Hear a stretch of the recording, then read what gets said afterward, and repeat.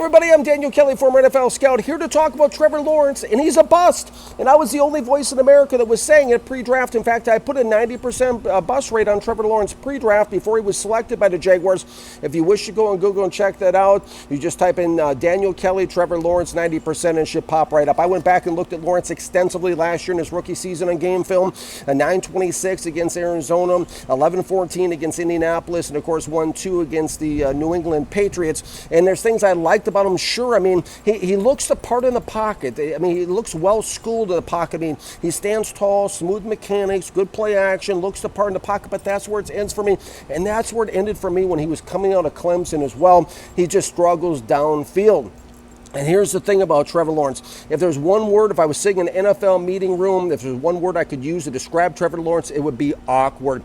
The offense just looks out of sorts with him on the field, whether in shotgun or under the center position. I mean, he looks like a fish out of water. Of course, Lawrence himself was always that big fish in the proverbial small pond in high school and college, but that's not the case anymore in the NFL. I mean, he just looks unnatural as a Jacksonville quarterback. He doesn't bring any consistent rhythm, tempo, or continuity to this offense. And he struggles to put drives together. I think it was so telling last preseason just how much smoother and more efficient the Jacksonville Jaguars offense looked when backup C.J. Beathard was in the game. Lawrence is somebody who throws the ball, at his best at the short range, but you need more out of a franchise quarterback than just a guy that can throw it short. I mean, he really struggled intermediate and deep range. This is a guy that struggles to drive the ball downfield, and he struggles to develop any chemistry with anybody on that team, it seems. He's hesitant at times to pull the trigger.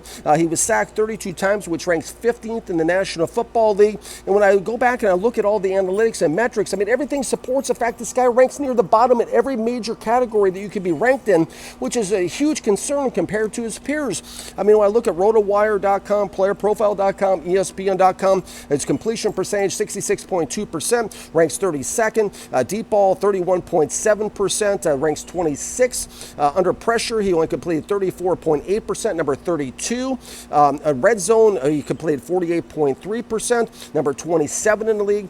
Clean pocket, even with a clean pocket when things were ideal, he only completed 67% of his passes, which ranked number 28th. ESPN, 12 touchdowns, 17 interceptions, ranks 30th in the league, and 3,641 yards is good, but his QBR overall 33.5, which ranks 28th.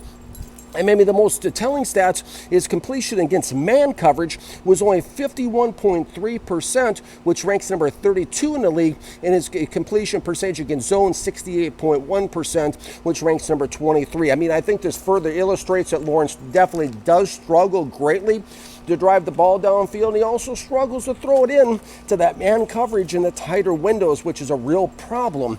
I think the scary part for Jacksonville and also for Trevor Lawrence is the Jaguars really didn't do much at receiver, outside of Christian Kirk in that big free agent deal they signed. Didn't draft any receivers and added free agent Zay Jones, who was a former second-round pick, but he's on his third team.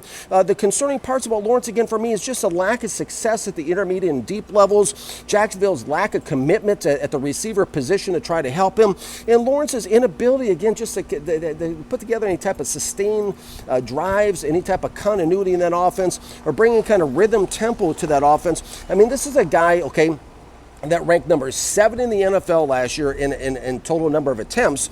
But he threw the most dangerous passes. He threw 50 interceptable balls, which ranked number 1 in the NFL. That's a huge concern. The Jaguars if you're looking at a band and listening to a band at a concert, right? I mean, Trevor Lawrence was with like the drummer as a quarterback, right? He's like the drummer. But the whole offense just felt like it was off a beat or two every time he was in the game. That's a very bad sign from a leadership position. Of course, Urban Meyer's could be the obvious scapegoat of this whole thing, but there's a much bigger problem in Jacksonville, and he stands 6'6", 213 pounds, and his name is Trevor Lawrence. I mean, opposing defenses can simply shut this guy down by clamping down on the short game, daring Trevor Lawrence to beat them at the intermediate and deep game, and funneling pressure into his face, which is where he makes his mistakes.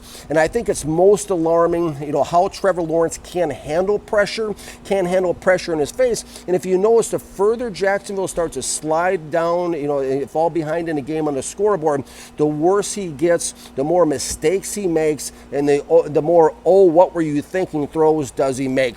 Trevor Lawrence is a bust, and he's going to struggle greatly in the 2022 NFL season. Thanks for watching, everybody.